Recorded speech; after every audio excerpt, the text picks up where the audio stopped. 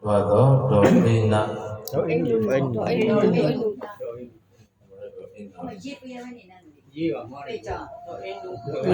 Doinu attack connection. Dene ai Yesu ye. Tarana botenche. Tila sotije sajido kutuka mumya dulu jadi. Rai kita nyoga hari ini lebih bahas.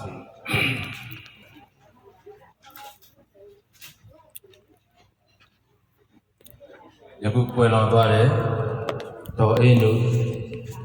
ada koneksi dene a.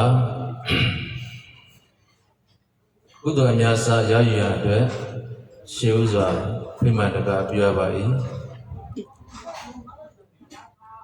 Igi hari meneza asyik lani beshi koko kuensa yukezo nami dilaba dewa myu desa bija kuensong dan yuashin bobo di dilaga loka zong nami ji leba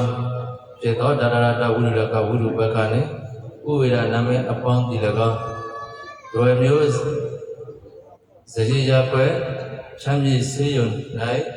Tangdo Ya Shisashikune Wakala San Koye Senene Nane Badwe Bawadabado Yang Shui Tuado Denegani Demi Ate Konese Dene Shi Doe Dimajan Doe Dua Igiha Do Koyu Adudaba Diana Layo Jabayan Piko Abadi Izana chanzona ne macho malo do pupunya alu webe nebai na apang alebe dia na yu yang pipa abadi dia do na yu japa kulo suara kiri atai pusing kue lomba de lomba liya kata bawa dapat terpiang sui kue lomba de no ini di jaya jaya kan di biar ini kita sulit perlu deh untuk kamu itu karena gue seperti tiada naya menyatakan jujur iki hatu kaya bebaya prima dekat biar bayi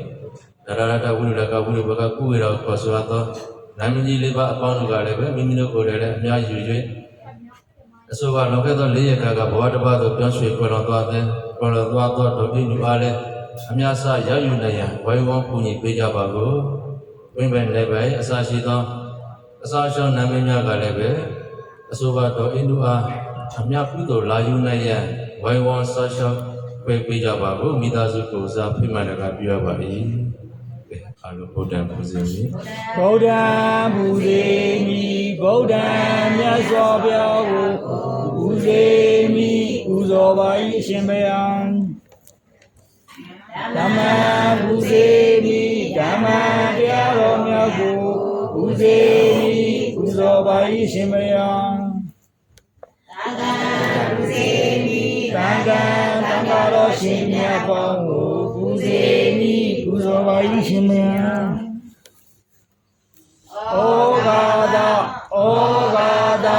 Ogada Kaya Gam Vesigam Manogam Ikan tu baru bi, terbawa ma, imami do, terbawa do, hati do, hidupku jauh basi ceng, cuma pertama, dunia, tadiya, gaji tu jenyawa, ya kena, tangga ya kena, tu baru ni. Ni bahasa malu, yudi nyanu, leso muyi, shiko guzo, umyo masyo, pedobai sembayang. Shiko ji, dia nyanu ji, dia ayude, ali amya puji, dia jido muja pegonggo.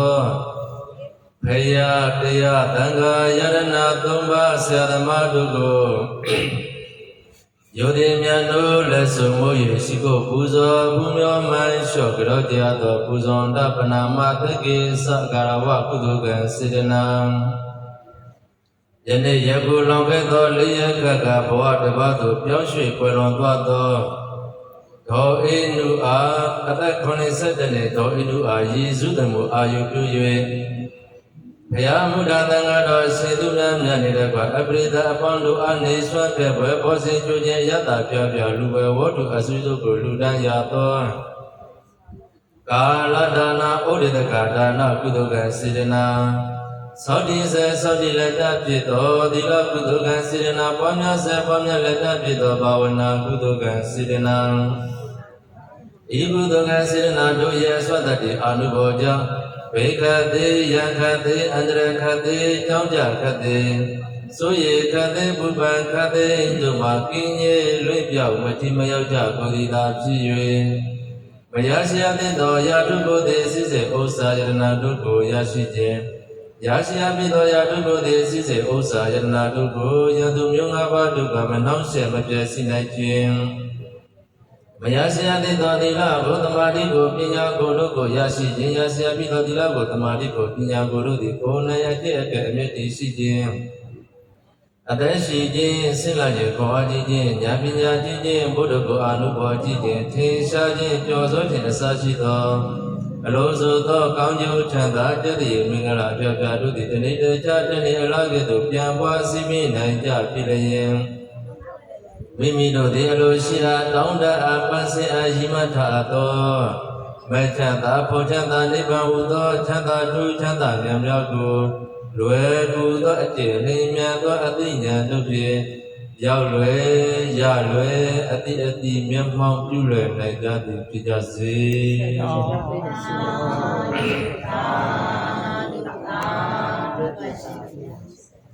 ငါးပါးသီလပြောတယ်အဟံဗန္တိဣတရဏိနာတဟဧသတိလံဓမ္မယာသာမိအနောကံကတဝါသီလံဒေထမေဗန္တိဒုတိယံပိအဟံဗန္တိဣတရဏိနာတဟဧသတိလံဓမ္မယာသာမိအနောကံကတဝါသီလံဒေထမေဗန္တိတတိယံပိဟံဗန္တိဣတရဏိနာတဟဧသတိလံဓမ္မယာသာမိလောကကတဝါ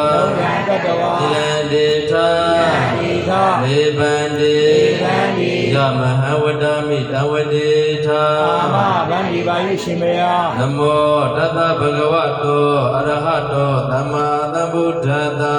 နမောတတဗဂဝတောအရဟတောသမ္မာသမ္ဗုဒ္ဓတ္တနမောတတဗဂဝတောအရဟတောသမ္မာသမ္ဗုဒ္ဓတ္တနမောတတဗဂဝတောအရဟတောသမ္မာသမ္ဗုဒ္ဓတ္တဗုဒ္ဓံတရဏံကိစ္ဆာမိဓမ္မံတရဏံကိစ္ဆာမိသံဃံတရဏံကိစ္ဆာမိဗုဒ္ဓံတရဏံကိစ္ဆာမိဓမ္မံတရဏံကိစ္ဆာမိသံဃံတရဏံကိစ္ဆာမိမယကုကွယ်အကုကျွယ်အပေမလားနိဗ္ဗာန်သွားမယကုကွယ်ပါ၏ရှင်ဘုရားကုကွယ်ပါ၏ရှင်ဘုရားမယကုကွယ်ညာကျွယ်အပေမလားနိဗ္ဗာန်သွားမယကုပူဇော်ပါ၏ရှင်ဘုရားပူဇော်ပါ၏ရှင်ဘုရားအန္တာကုကွယ်စိတ်ကျွယ်အပေမလားနိဗ္ဗာန်သွားအန္တာကိုစိတ္တပါ၏ရှင်ဘုရားဒုတိယမိဗုဒ္ဓံတရဏံကိစ္ဆာမိဒုတိယမိဓမ္မံတရဏံကိစ္ဆာမိဒုတိယမိသံဃံတရဏံကိစ္ဆာမိဒုတိယမိဗုဒ္ဓံတရဏံကိစ္ဆာမိဒုတိယမိဓမ္မံတရဏံကိစ္ဆာမိဒုတိယမိသံဃံတရဏံကိစ္ဆာမိတတိယမိဗုဒ္ဓံတရဏံကိစ္ဆာမိတတိယမိဓမ္မံတရဏံကိစ္ဆာမိတတိယမိသံဃံတရဏံကိစ္ဆာမိတတိယမိဗုဒ္ဓံတရဏံကိစ္ဆာမိတတိယမိ မိဓမ္မံတရဏံကိသာမိတရိယံမိဓမ္မံတရဏံကိသာမိ သာရဏဂမနံပရိဘုံနံ အာမဗန္ဒီပါယရှင်မယ အာနာတိပါဒဝေရမဏိတိကာပဒံသမာရိယာမိ အာနာတိဘာဒောဝေရမိတိတ်္ခာဗံသမာရိယာမိ အာဒိနာဒါနာဝေရမဏိတိကာပဒံသမာရိယာမိ အာဒိနာဒါနာဝေရမိတိတ်္ခာဗံသမာရိယာမိ ကာမေတုမိစ္ဆာစာရဝေရမဏိတိကာပဒံသမာရိယာမိ ကာမေတုမိစ္ဆာစာရာဝေရမိတိတ်္ခာဗံသမာရိယာမိ ဘုဒ္ဓဝါဒဝေရမဏိတိကာပဒံသမာရိယာမိ ဘုရားဘာသာဝေရမိတိတ်္ခာဗံသမာရိယာမိ သုရာမေရယမိစ္ဆပမဒဒါနာဝေရမဏိတိကာပဒံသမာရိယာမိ ဘုရားမေရိယမစ္ဆဗမဒဌာနာဝေရမိတိတ်္ခာဗံသမာရိယာ ဣ မိ ဒံမေပုညေ ယမေဘုံညာ အာတဝကယ အာတဝကယ ဝဟဟောတု ဝဟဟောတု ဣဒံမေတိလ ယမေတိယ နိဗ္ဗာနတ နိဗ္ဗာနတ ဝိစေယော ဝိစေယော ဟောတု ဟောတု ဝေအမကေ ဝေအမကေ ယရပိတော်တို့ဤ ယာတိတော်တို့ဤ ဣဒံပုညေ ယံဘုံညာ ဒီယနေ့ယခု ဒီနေ့ယခု လွန်ခဲ့သော လွန်ခဲ့သော လေလခတ်လေယခက ဧကက ဘောဓဘာသူ ဘောဓဘာသူ ကြောင်းရွှေ ကြောင်းရွှေ ဝေလွန်သွားသော ဝေလွန်သွားသော သက်80နှစ် သက်ခွန်ဆက်စနစ် ဟောအိနုအာ ဝေလူအား ယေစုတမှု ယေရှုတမှု အာယုပြု၍ အာယုပြု၍ လူဒန်းရသော လူဒန်းရသော ကုသိုလ်ကောင်းမှုများသည် ကုသိုလ်ကောင်းမှုများသည် ဣဒံတိလံ ဣဒံတိလံ ဒီယနေ့ယခု ဒီနေ့ယခု จิตသောသတ္တိယသော သောသောတိယသော ဘာဝတိလတော်မြတ်သည် အာဘောတိရတော်မြတ်သည် အယံဘာဝနာ အယံဘာဝနာ နေစဉ်နေမြတ် နေ့စဉ်နေ့မြတ် သာနိုင်သလော သံနိုင်တလော ဘောဖတ်ပွားများအာထုရသော အာထုရသော ဘာဝနာကုသိုလ်မြတ်သည် ဘာဝနာကုသိုလ်များသည် နိဗ္ဗာန်တ နိဗ္ဗာန်တ နိဗ္ဗာန်ဤ နိဗ္ဗာန်ဤ နိဗ္ဗာန်သို့ နိဗ္ဗာန်သို့ ပစ္စယော ပစ္စယော ရောက်ရာရောက်ကြောင်း ရောက်ရာရောက်ကြောင်း ဟောပါကောင်းသည် ဟောပါကောင်းသည် ဟောတု ဟောတု ဘုရားမသွေ ဘုရားမတွေ့ ဒီပါစေသာ ဒီပါစေသာ အရှင်ဖျား အရှင်ဘုရား ဤတရဏေနာတဟပိစင်္ဂသမနာကေနပိသတိလံဓမ္မသာဓုတံကတဝအပမဒေနနပါတိခာ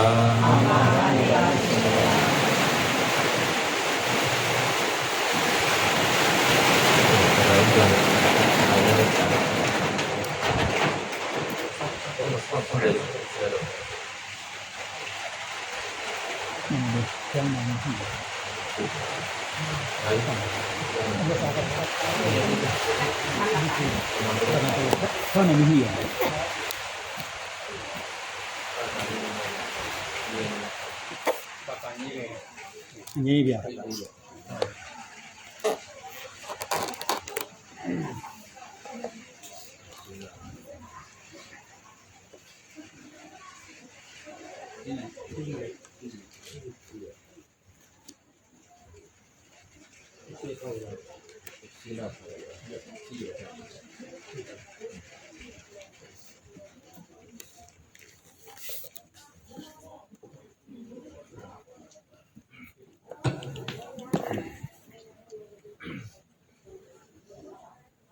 တန်ဆရာတော်တန်တော်အရှင်သူများတို့ဘုရားဒီနေ့လောကီသောလေးရကာကဘဝတစ်ပါးသို့ပြောရွှေ့ခွဲတော်သွားသောတော်အိနုအားယေစု၍ပြေလူကြသောမိသားစုတို့၏ကိုယ်နှင့်တန်တန်၌၎င်းကျော်လာကြသောအပရိသတ်တို့၏ကိုယ်နှင့်ကိုယ်ပါဏနာနာတို့၌၎င်းဝိပဿနာအန္တရာယ်ရာဇဝိသများကင်းဝေး၍ယောဂဘုရားဝေကွာယတမချမ်းသာအသက်ရှိစွာတည်နေလည်းရဲ့လောကီလောကရာအကျိုးစီးပွားများစားတဲ့ကိုဆောင်ရွက်နေပါစေလို့ယေရှုကြီးရွယ်၍မေတ္တာရှိရှုမေတ္တာသို့ပြေတရားတော်ပြည့်မြင်ပြပါရန်ယသိစွာလျှောက်ထားပါသည်ဗျာသမန္တာစကဝရေတုအတရာကိသံတုဒေဝတာအတမမုနိရာသသသုဏန္တုတကမောက္ကတံဓမ္မသဝနာကာလောအယံဗတ္တန္တာဓမ္မသဝနာကာလောအယံဗတ္တန္တာဓမ္မသဝနာကာလောအယံဗတ္တန္တာယမောတတဗုဒ္ဓဝတ္တောအရဟတောသမ္မာသမ္ဗုဒ္ဓတ္တနမောတတဗုဒ္ဓဝတ္တောအရဟတောသမ္မာသမ္ဗု တ္တ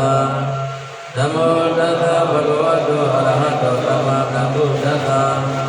ယထာတိဘဝတောယကတိဝတတိတိပိဒနံယံဇိစေဝနုယောဇံတောရတိတိဝမတ္တန္တိတောဒုက္ခသုပတိလောတောသဗ္ဗဗံပိစိနာပတ္တိဧဝမာတိမုဝေဒပရိဒတ္တပနာမဟေကရတိယမတ္တပုတ္တေနာယတတ္တမတ္တပိတမိစ္ဆာသဂဝုစုသာတုစုသာတုဝေသောသတ္တမုဒုအနာတိမာနိသာနုတကောသာတုပရောသာအပကေသောသတ္တလောကဝုတိသာနိတရိယောသာတိဘကောသာအပကဘောကုလေဘောနန္တုကေတောနာသဂုဏမစရေတိစီနာဝိပရေဥပဝတေယောဒုက္ခိနောဝါကေမိနောဟောတုသဗ္ဗတတ္တဟောတုဒုက္ခိတတ္တယေကေစိမနာဗုဒ္ဓတိကတာဝါတဝရဝနဝတေတာဒီကဝါယေဝမိုင်နမိစိမာရတကနုပတုလာဒေနဝါယေဝအနိနာယေဝဒုဒေဝတံတိအဝိတုရေဗုဒ္ဓဝါသမဝေတိဝသဗ္ဗတတ္တဘောတုဒုက္ခိတတ္တနာမရောပရဏိကိုဝေဒနာတိမိနေတကရစိကပေစီဗျာရောဒနာပရိကတေညာဉာဏ်ဉာဏ်ဒုက္ခဝိစေယမာနယတန္တိယဗုဒ္ဓမယုတဣဒဗုဒ္ဓမနုရတေဧဝံပိသဗ္ဗဗုဒေတုမာနတဘဝယေအပရိမာဏံမေတေသာသမလောကသမေမာနတဘဝယေအပရိမာဏံဩဒနာတောသတိယေသအတ္တပတံအဝိရမတပတံဒေနသရဏိတေနောဝတေယနောယဝတ္တဝိတံမိတောဒေနတရေနိတေယဓမ္မမေတံဝိရမိတပါဟုဒေနေသာမကမတိလဝတ္တတေနသပ္ပန္နောကာမေတုဝိတယကေတန္တဟိသတုကပ္ပတေယပုဏ္ဏရေတိဣတိပိကောဘဂဝါအရဟံသမတံဗုဒ္ဓောဝေသာသရဏတပ္ပန္နောသူတေတောလောကဝိတုယောတရောပုရိသဓမ္မတရတိသတ္တဒေဝမနောတတံဗုဒ္ဓောဘဂဝါဝေခာတောဘဂဝတဓမ္မောဗန္တိတိကောအတ္တိကောဧပတိကောအမတိကောဝိသဒဝိရိတဘောဝိညွေသောပရိပန္နောဘဂဝတောသဝကသံဃောဥဇဝရိပန္နောဘဂဝတောသဝကသံဃောဉာဏပရိပန္နောဘဂဝတောသဝကသံဃောသမိစဝရိပန္နောဘဂဝတောသဝကသံဃောယရိတံသတ္တရိပုရိသယုဂာနိအတ္တပုရိသပုဂ္ဂလာဧကဘဂဝတောသဝကသံဃောအာဟုနေယောအာဟုနေယောဒေဝိနေယောဣသရိကနေယောအနုတ္တရဘုဒ္ဓခေတ္တလောကတံဧဝံဘုဒ္ဓံတရတနာနမတံကိသဗုဒ္ဓဝောဘယဝါသမိတတဝါလောမဟသောနေတိယန္တိပိယဝါမေကရိသာယောသမနာဘောတကုလနာတတောအဘေကောနုတုပိဒအကတံဗုဒ္ဓ ानु ဘဝေနဝိနာတမေတုယန္တိပိယဝါမေကရိသာယောသမနာဘောတကုလနာတတောအဘေကောနုတုပိဒအကတံဓမ္မာနုဘဝေနဝိနာတမေတုယန္တိပိယဝါမေကရိသာ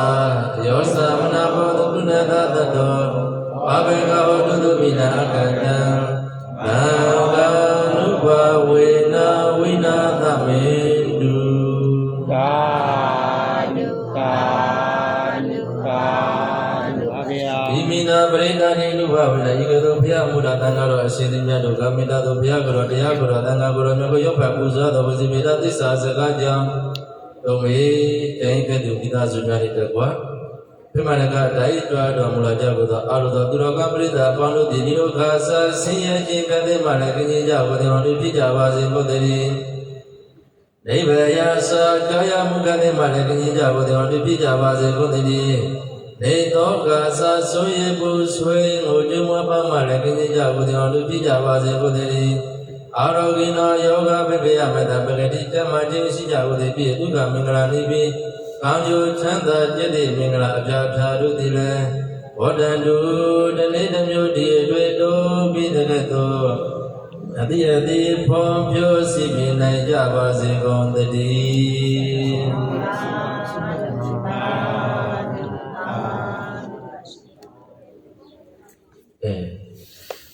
ခုနက ကိုယ်နိုင်စေဗျာ စာရိတ္တကြောင့်လဲဆိုလဲဒီတော့ပုဒ်တာတို့ဗျာဣဒံနော ဉာနော ညာတိနံဟောတု အာတိနဟောတု ဒုက္ခိတာဟောတုညာတယော ဣဒံဟောတုညာတယော ဣဒံနော ဉာနော ညာတိနံဟောတု အာတိနဟောတု ဒုက္ခိတာဟောတုညာတယော ဣဒံဟောတုညာတယော ဣဒံဤလောကသောလေးရကကဘဝတပတ်သောပြောင်းရွှေ့တွင်လောသောတော်အိနုအားတော်အိနုအသက်80နှစ်အာရည်စုသမအာယုပြုရပြုလို့လည်းသမျှသောကုသိုလ်အမြတ်စာဘုဗ္ဗကမ္မသမျှသည်ညာတိနံကာလိတတနလောကသောလေးရကကဘဝတပတ်သောပြောင်းရွှေ့တွင်လောသောတော်အိနုရဲ့အထံသို့ဟောတုရောက်သွားပါစေအာမကံငါတို့၏ညာတယောဘဝဘဝမှာဆွေမျိုးတွေတော်စားပူကြကုန်သောတော်အိနုနှင့်တကွအာရုသောတတ္တဝါအပေါင်းတို့သည်ဒုက္ခိတာရောက်ရဘုဘဝမှာလူနဲ့ပြည်တော်စီစီချမ်းသာနာနဲ့ပြည်တော်စီစီချမ်းသာချမ်းသာဒုက္ခအဝဝနဲ့ပြည်စိုးကြကုန်သည်ဟောတို့ဖြစ်ကြပါစေကုန်သတည်းယတဝါရီဝါဟပုရပရိပုရိတုတဗရာဧဝမေဝဣတောဒေနံပိဋကနာဥပကပတုဘုဘောကရွာချရတဲ့မုံများနေရအရာတို့စီစဉ်သွားတဲ့ကဲ့သို့ငင်ကအစိရဝတိယမုနာမေအစရှိတဲ့မြင်းကြီး9တွေဟာသမုဒ္ဒရာကြီးတဲ့သို့အစဉ်တစိုက်စီဝေသွားတဲ့ကဲ့သို့ဧဝမေဝဘောဇံနိုင်ယိုဤအလုတရယဤတော့ဒိဏံယခုပိလူလည်းတဲ့ကုသိုလ်အမြတ်စာဘုရားကမ္မသမြတ်သည်ဗိဒနာကာလိတေတနာဘဝတဘာသောပြောင်းရွှေ့တွင်လောသောတော်အိနုနှင့်တကွမိတ်ဆွေဟောင်းအပေါင်းတို့အားဆွေမျိုးအပေါင်းတို့အားမိသားစုအပေါင်းတို့အားဥပပေါင်းတို့ရတန်ထံသို့ဥပကဗေတို့ကာရောက်ပါစေဒီတော့ဘုရားကမ္မဖေရခေါ်တဲ့ပါဠိပေါ့နော်ဒီလင်္ကာဆရာတော်လေးကတော့ဒါနဲ့ရည်စဲချကြအခုလူတဲ့ကုသိုလ်ကောင်းမှုတွေငါတို့ရည်စုတဲ့တော်အိနုရဲ့အထာသို့ဆက်ဆက်မြဲမြဲရောက်ရှိပါစေလက်ဝယ်တဲ့လောဘရရှိပါစေဒီကုသိုလ်ပုဗ္ဗကကိုရရှိပိုင်ဆိုင်ပြီးတော့လူဘဝလူကျက်တာနတ်ဘဝနဲ့ကျက်တာနဲ့ပြည့်စုံတဲ့ကောင်းတဲ့ဒီကောင်းဘဝသို့ဆက်ရောက်ပါစေဒီဆိုရလူကြတာပါပဲအဲဒီခန္ဓာရလာမှာတော့အိုလဲအိုရအောင်မယ်နာလဲနာရအောင်မယ်သိလဲသိရအောင်ဟောအိနုပဲအိုနာသိဒီလေးဒီတရားတွေကြုံသွားရလားဆိုပြန်လဲခုလဲဥချင်နေတဲ့လူတွေကလည်းအားလုံးဒီတိုင်းပဲဒါဘုရောဒီတွေလည်းဒီတိုင်းပဲသွားကြမှာအဲ့တော့လက်ဆိုလဲခန္ဓာရတွယ် ခန္ဓာရသွဲ နာဖို့ရဲ့ အာဟုရဲ့ ချိတ်ချက်မရှိကြ ချက်မရှိကြ ခန္ဓာရတွယ် ခန္ဓာရသွဲ သေဖို့ရဲ့ ဧဖို့ရဲ့ ချိတ်ချက်မရှိကြ ချက်မရှိကြ ခန္ဓာရတွယ် ခန္ဓာရသွဲ နာဖို့ရဲ့ နာဟုရဲ့ ချိတ်ချက်မရှိကြ ချက်မရှိကြ ခန္ဓာရတွယ် ခန္ဓာရသွဲ သေဖို့ရဲ့ ဧဖို့ရဲ့ ချိတ်ချက်မရှိကြ ချက်မရှိကြ ယနေ့ပင်လာ ယနေ့ပင်လာ လက်ပြန်လာ နတ်ခံလာ နာမြမတိကြ အာ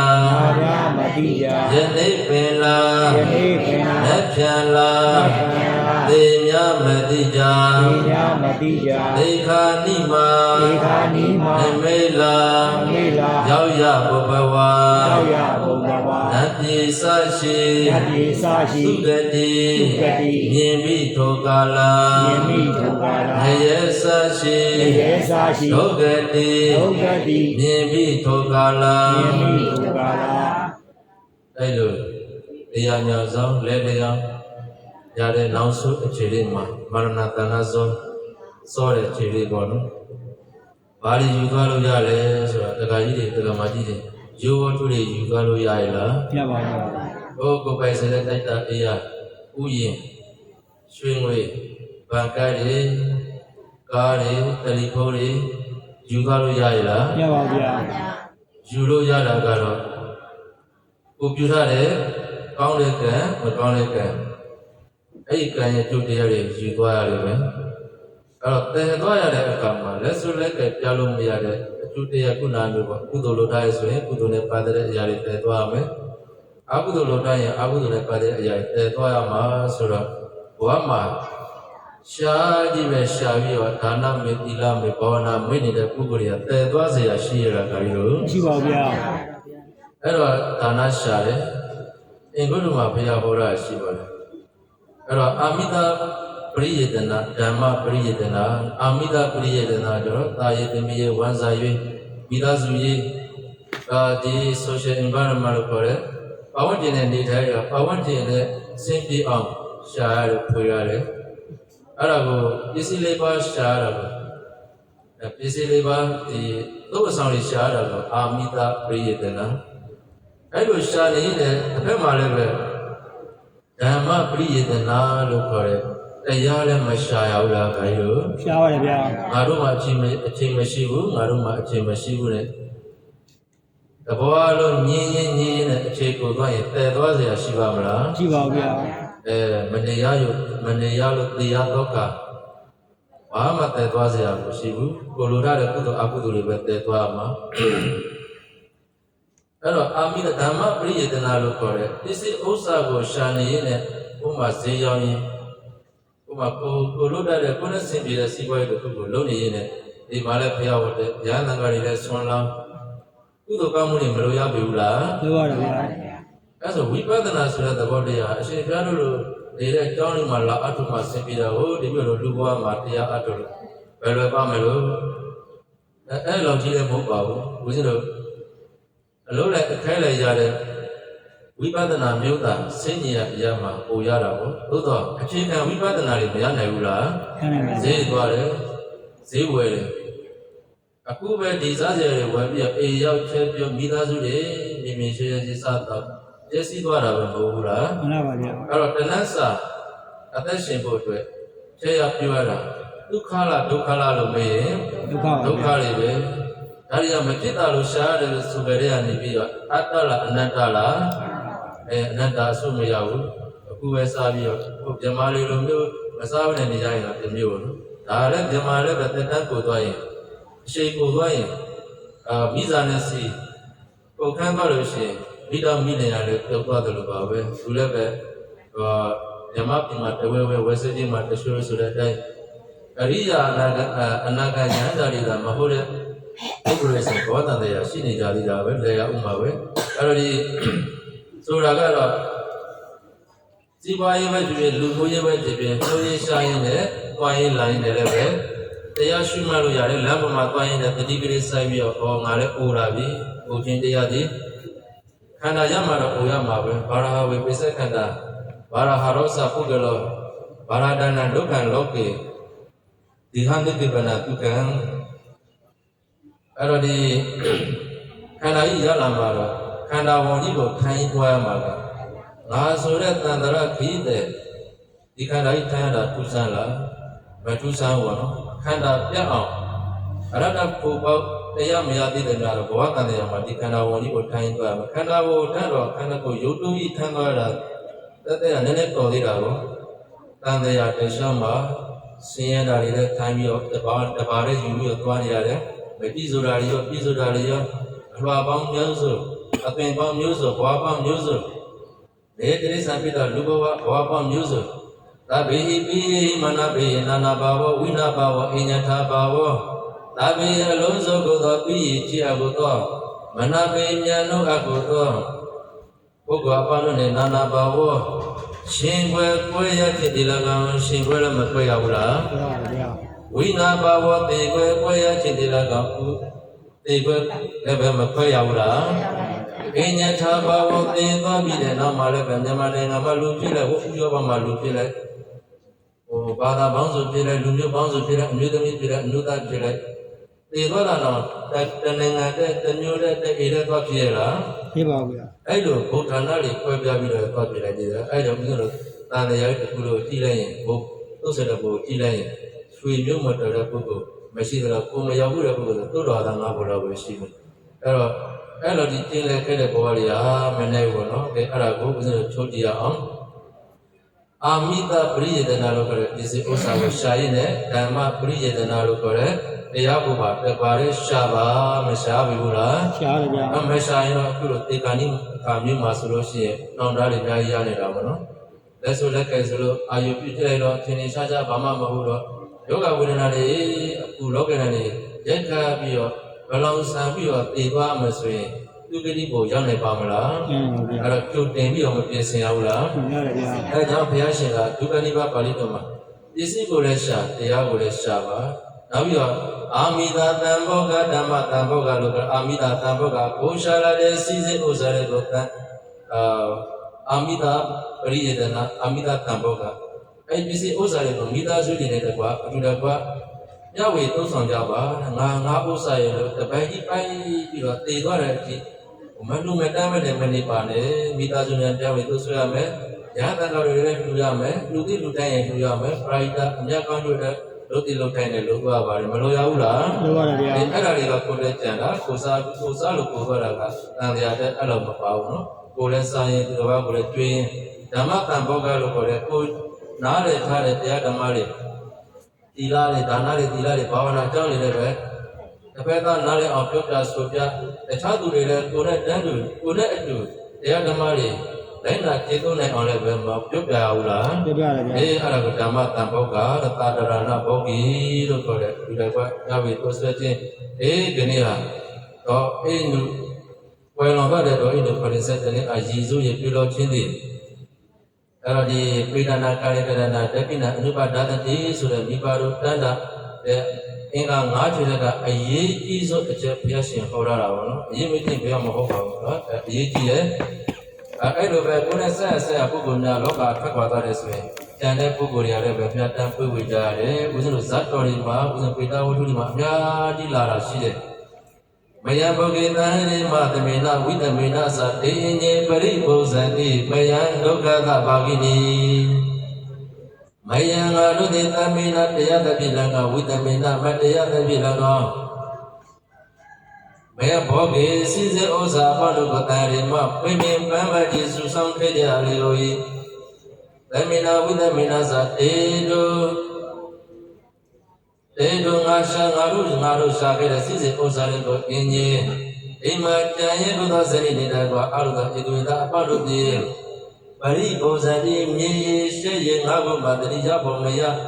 သုံးဆွဲကြလေလို့ဤပိဋကတယောက်ကအိနာချစ်ကလာပြီးတော့သူဇနိနဲ့သာသမီဘယ်လိုချင်းနေရှိပါလဲ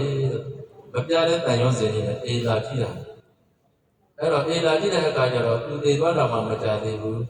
အဲ့သူဇနီးကနောက်ယောက်ျားတရားပြီးပေါ်ခေါ်တင်ပြီးတော့အဲ့လိုမြေရှိစားကြတော့ကြပြောကြပါကြဆိုတော့တန်ဝေကရင်ထက်မှာပွက်ပွက်ဆိုတန်ဝေကရတာပေါ့ငါတို့ဟာငါကိုယ်တည်းကပြင်ပန်းရှားပြပစ္စည်းဥစ္စာပြည့်စုံရရှိသေးတယ်ငါလောကမှာမိသားစုတွေကထွက်ခွာလာရတယ်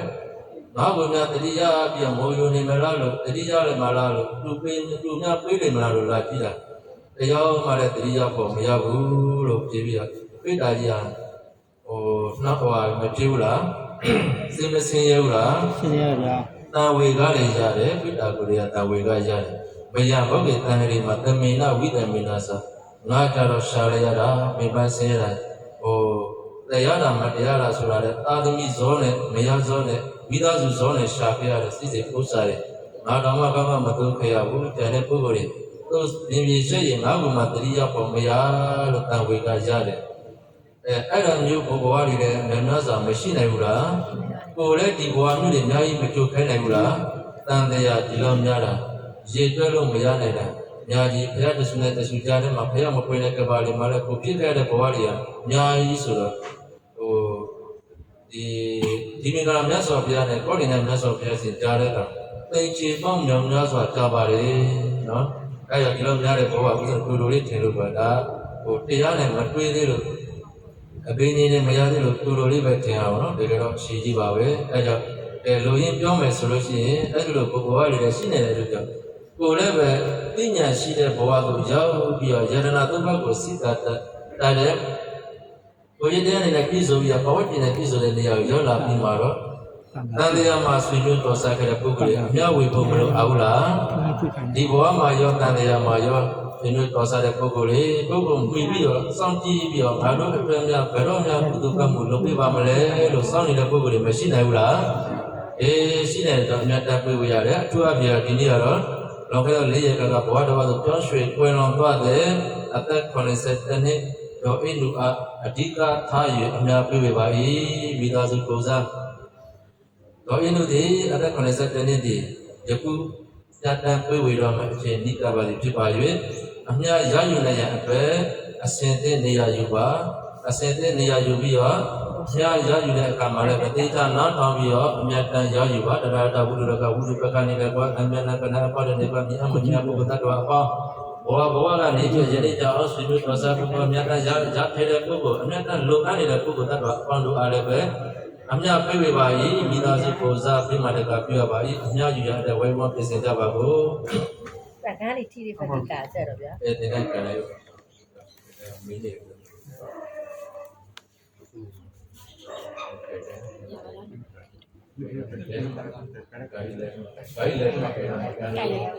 ကိုင်တော့ပြတာဆက်စု လက်ဆုလိုက်အခုကြည့်တဲ့ရှင်ရာအာယူပြောရစီရောခဏရောသင်္ကန်းရောဒီဘဝတ္ထုရောဆိုပါပဲတော့အင်းတို့ဝယ်တော်သွားတဲ့တော့အင်းဒီတော့အင်းတို့အတွက်ရည်စူးပြီးတော့လူပြတဲ့အတွက်ဤကုသိုလ်ကမှုဥပကကိုသာဓုခေါ်နိုင်ရအတွက်နေရာယူပေးပါကဲအလိုလက်ဆုလိုက်မယံဗန္တိသန္တာရဘောဓဒုက္ခတောဘောဇနထာယဣမံစီဝရဝတ္တဝါတိကစီဝရဘာဝေနသံဃတဒေမသံဃတဒေမသံဃတဒေမနိဗ္ဗာနတပစ္စယောဟောတုအရှင်ဖယားပြီးတော်တို့သည်သံဃာဝစီယမမြောက်၍နိဗ္ဗာန်ကိုနေမြတ်စွာဓမ္မပြုပါရခြင်းအကျိုးငါဤဝါဆိုသင်္ကန်းနေချီ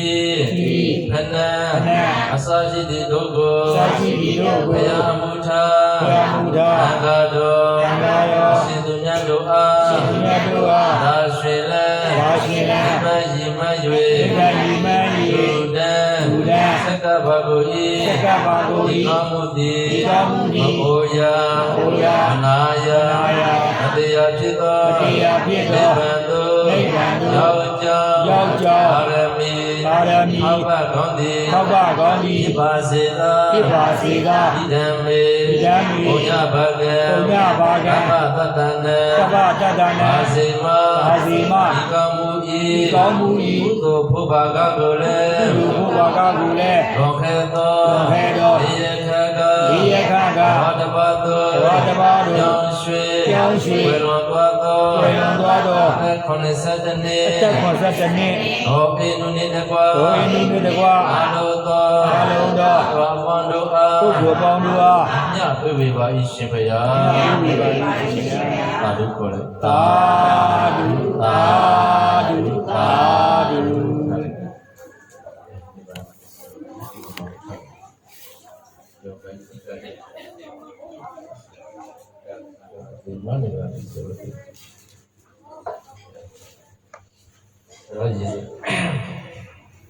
ဘာဘုနန္တုဝိသုဒ္ဓယသုဒ္ဓယပฏิပတ္တိယအာသောကမနုပါယသတိဘာနာဒုက္ခဘုဒ္ဓမံဒုက္ခဝေဟံလူနာနိဗ္ဗာန်သုဒ္ဓံသောချမ်းသာမြတ်ကိုဧကံမြင်ဆောင်ဖို့၌ပိဋကသောဓမ္မနိဗ္ဗာန်ရောက်ကြောင်းတရားကောင်းကိုညာယတုသိမိနိုင်ကြပါစေကုန်သတည်းညာတော်အသည့်သည်ကိုယ်စီကိုယ်ငါကိုယ်တိုင်ရှုကိုယ်တိုင်သိမိနိုင်ကြကုန်သည်ဖြစ်၍အာသောကံဆိုရင်ဒီမှာလည်းကင်ကြီးတော်မူပိဋကသောအနုဘာယတံပြည့်စွာဘုပ္ပံခြင်းမှလည်းကင်ကြီးတော်မူဝေသသောဘုဒ္ဓမဒုက္ခချမ်းသာတဲ့ကံပြပြဒုက္ခပဲချမ်းသာနေမြမတူသည်ဖြစ်၍အမြန်ဆိုအကောင်းစွာသောလုံးဆိုချမ်းသာတဲ့ဖြစ်တော်မူဝေသသောဒိဗ္ဗနာဖျားပိစေကဗုဒ္ဓရိယသူတော်စွာတို့ထိုလိုစံမြတ်နိဗ္ဗာန်သို့ပါဝနာတုယနေ့ယခုပြုပြီးသမျှကုသလတို့ရဲ့တကုရှိစွာအာနုဘော်တော်ကြောင့်ကောင်းစွာမသွေအတိဆိုင်ရောက်၍အတိမျက်မှောက်ပြုတော်မူနိုင်ကြပါစေကုန်သတည်း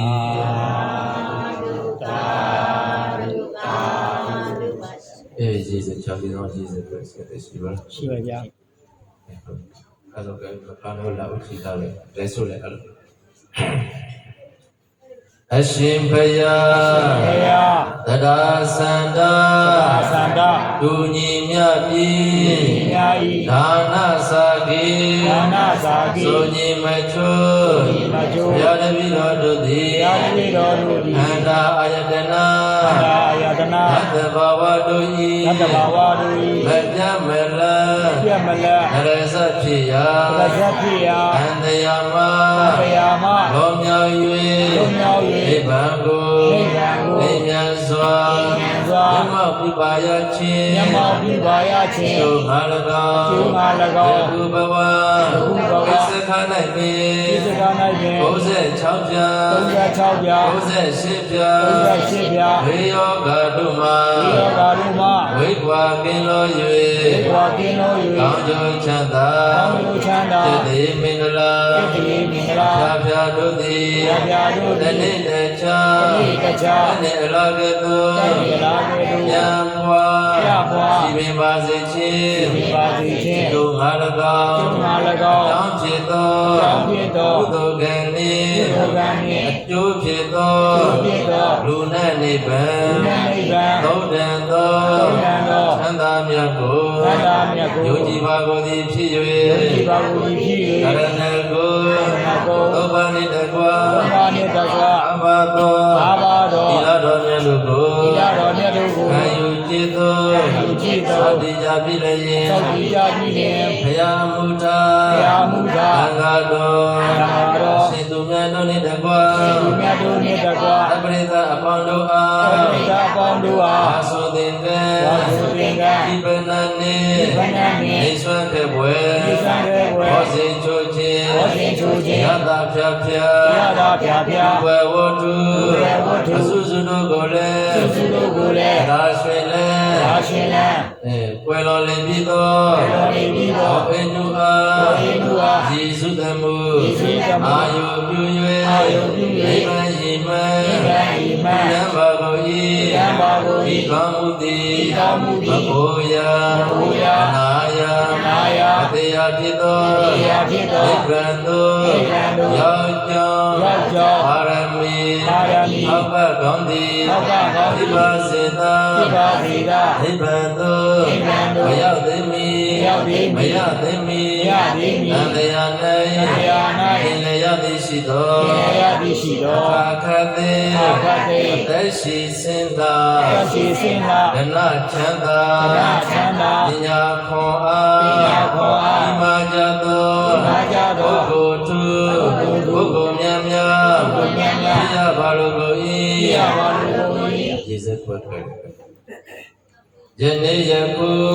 ယခု ပြုပြုသမျှသော ပြုပြုသမျှသော ဒါနကုသိုလ် ဒါနကုသိုလ် သောတိယသော သောတိယသော သီလကုသိုလ် သီလကုသိုလ် ဝါမြာယသော ဝါမြာယသော ဘာဝနာကုသိုလ် ဘာဝနာကုသိုလ် ဉာဏယသော ဉာဏယသော ဓမ္မသာဝနာကုသိုလ် ဓမ္မတာဝနာကုသိုလ် ဝိုင်းဝန်းပြုလို့ ဝိုင်းဝန်းပြုလို့ ဆောင်ရွက်ကြရသော ဆောင်ရွက်ကြရသော ဝေယဝိသ ဝေယဝိသ ကုသိုလ်ကံ ကုသိုလ်ကံ စေနာတို့၏ စေနာတို့၏ ကုသိုလ်ဖုဘာကမြောက်ကို ဘုရားကောင်းများကို လွန်ခဲ့သော လွန်ခဲ့သော ဒီယခက ဒီယခက ဘောဓဘာသော ဘောဓဘာသို့ ရောင်ရွှေ ရောင်ရွှေ ဝေလွန်သွားသော ဝေလွန်သွားသော 80နှစ် သက္ကံသတ္တမေ ဟောအေနုအာ ဟောအေနုအား မြတ်ပြပေပါကို၏ မြတ်ပေပေပါကို ဟောအေနုအာ ဟောအေနုအား မြတ်ပြပေပါကို၏ မြတ်ပေပေပါကို ဟောအေနုအာ ဟောအေနုအား မြတ်ပြပေပါကို၏ မြတ်ပေပေပါကို အာလုံးသော အာလုံးသော ကိုဆောင်နဲ့ ကိုယ်ဆောင်နှင့် ေဆောင်နဲ့ ေဆောင်နှင့် ဟန်ဆောင်နဲ့ ဟန်ဆောင်နှင့် ကောင်းဆောင်နဲ့ ကောင်းဆောင်နှင့် ကောင်းဝေဆောင်နဲ့ ကောင်းဝေဆောင်နှင့် လက်ွယ်ဆောင်နဲ့ လက်ွယ်ဆောင်နှင့် ဓာဆောင်နဲ့ ဓာဆောင်နှင့် မျိုးဆောင်နဲ့ မျိုးဆောင်နှင့် ဘောဆောင်နဲ့ ဘောဆောင်နှင့် အောင်ဆောင်နဲ့ အောင်ဆောင်နှင့် သာသနာတော်ဆောင်နဲ့ သာသနာတော်ဆောင်နှင့် အာဂတသု အာဂတသု ဘုမေသု ဘုမေသု ယုတ်ကေသု ယုတ်ကေသု သတုလောကပါလံ လောကပါရ ဓမ္မဒေဝ ဒေဝ အမြတ်နကော ဉာဏ်နဲ့ကော အပေါင်းတို့အား၎င်း ဘောရကော မေယတနေ မေယတနေ ဓမ္မမေ ဓမ္မမေ ဒုဒုတနေ ဒုဒုတနေ ရှင်မေ ရှင်မေ အ တို့သည်နှင့်ဓမ္မိတို့အား၎င်း ဝါမဏိဝ၎င်း ယင်းကျိုးအဖြစ် 30ဘုံ 30ဘုံ သေကုန်သော သေကုန်သော ဒုခိတာ ဒုက္ခိတာ ဒုခိတာ ဒုက္ခိတာ ဝိနေယ ဝိနည်း တတ္တဝအပေါင်းတို့အား၎င်း သတ္တဝါပေါင်းတို့အား၎င်း မြတ်ပြပေပါကို၏ မြတ်ပေပါကို၏ မြတ်ပြပေပါကို၏ မြတ်ပေပါကို၏ မြတ်ပြပေပါကို၏ မြတ်ပေပါကို ဝေတိအမြတ်ရတပိတော်တို့နှင့် ရတပိတော်တို့နှင့် သတ္တုထမြတ် သတ္တုထမြတ် နိုင်ကြပါစေသော နေကြပါစေသော သောဣန္ဒုနိကဝါအာလောဇာတာမြတ်ကုသိုလ်အမြတ်အမြတ်အမြတ်လူတော်မူကြပါကုန်တော်သာဓုသာဓုသာဓုသောဣန္ဒုနိကဝါအာလောဇာတာမြတ်ကုသိုလ်အမြတ်အမြတ်အမြတ်လူတော်မူကြပါကုန်တော်သာဓုသာဓုသာဓုသောဣန္ဒုနိကဝါအာလောဇာတာမြတ်ကုသိုလ်အမြတ်အမြတ်အမြတ်လူတော်မူကြပါကုန်တော်သာဓုသာဓုသာဓု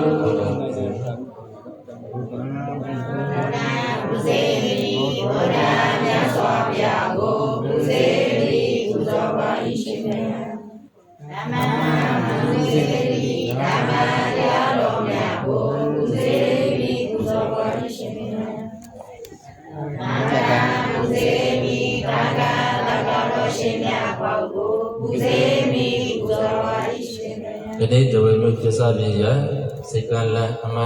တေတေရှင်ငါလေလောကတော်လေးရကာကဘဝတစ်ပါးသို့ကြောင်းရွှေဖွယ်တော်သွားသောဒေါအိနိသူဒီနေ့ဒေါအိနုသည်ဒီနေ့မိသားစုတွေပြည့်ဝတဲ့ကုသိုလ်အများစာဖို့ပါကားကိုတည်ခြင်းနဲ့နန်းကြီးပါတုအတေကြီးပေါ်၍လက်ခံရရှိပါစေကုသိုလ်အဖို့ပါကမြောက်ကိုလက်ခံရရှိပြီးတော့လူဘဝလူချမ်းသာနတ်ဘဝနတ်ချမ်းသာနဲ့ပြည့်စုံတဲ့ကာမတုပတိကာမဘဝသို့ပြန်နေပါစေ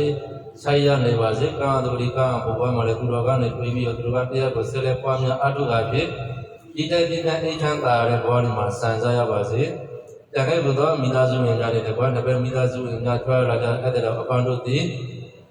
ဘုရားတမချင်းစိတ်ချမ်းသာခြင်းနဲ့အတူလောကီလောကရာအပြည့်စုံအများစားတဲ့ဘုဆောင်ရွက်နိုင်ရဘဝနဲ့ဆန္ဒတထားတဲ့ကြားလေစေသွားတဲ့ကိုယ်ပါလူရဆန္ဒအစစရာပြင်းမြောက်ကပြေမချမ်းသာပူချမ်းသာနိဗ္ဗာန်ချမ်းသာကိုဘဝတော်တော်နဲ့အတိအသေးမျက်မှောက်ပြုနိုင်ကြပါစေကုန်သတည်း